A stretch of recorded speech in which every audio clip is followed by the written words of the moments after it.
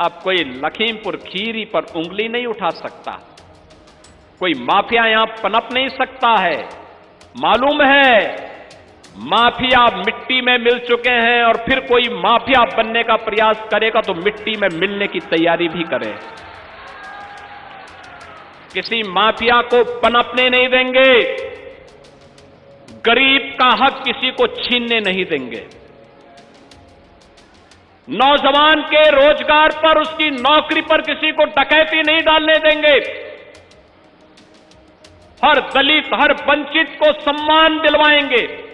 और इसलिए हमारी सरकार ने तय किया है,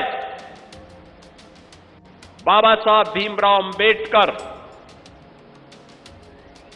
सदगुरु रविदास जी महाराज, महर्षि वाल्मीकि जी महाराज की मूर्तियां जहां होंगी, अगर बाउंड्री वाल नहीं होगी तो हम बाउंड्री वाल करवा करके, और छत्र नहीं होगा तो छत्र भी हम बनाएंगे। सरकार ने इसके लिए धनराशि की व्यवस्था की है। सामाजिक न्याय के जितने भी ऐसे पुरोधा हैं, आज ज्योतिबा फुले जी की पावन जयंती है। याद करिए, उन्होंने शिक्षा के लिए, समाज सुधार के लिए अनेक कदम उठाए थे। सरकार उनके गौरव को आगे बढ़ाने का कार्य करेगी। महाराणा सांगा और महाराणा प्रताप के वंशजों को आज सम्मान दिलाने का काम ये डबल इंजन की सरकार कर रही है।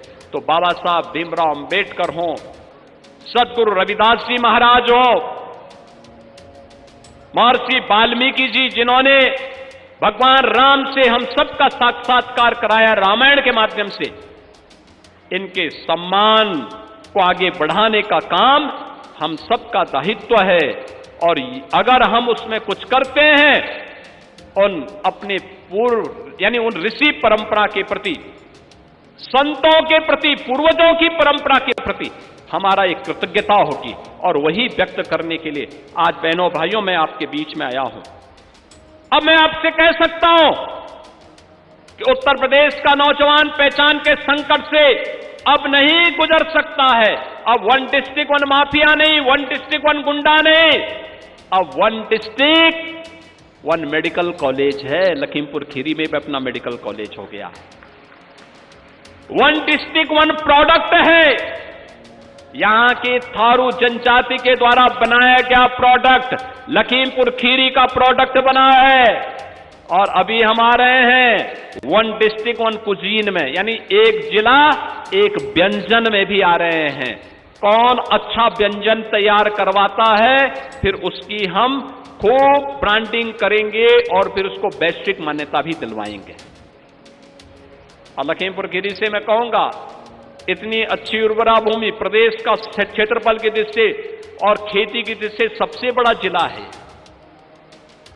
तो इस जिले में भी कुछ ऐसा करके दिखाइए कि यहां के व्यंजनों की महक पूरे देश के अंदर फैलती हुई दिखाई दे। और बहनों और भाइयों, उसी दृष्टि से आज हम सब आपके बीच में यहां पर आए हैं। आज तो प्रदेश में वह सब कुछ प्राप्त हो रहा है जो प्रदेश की वर्षों की अभिलाषा थी।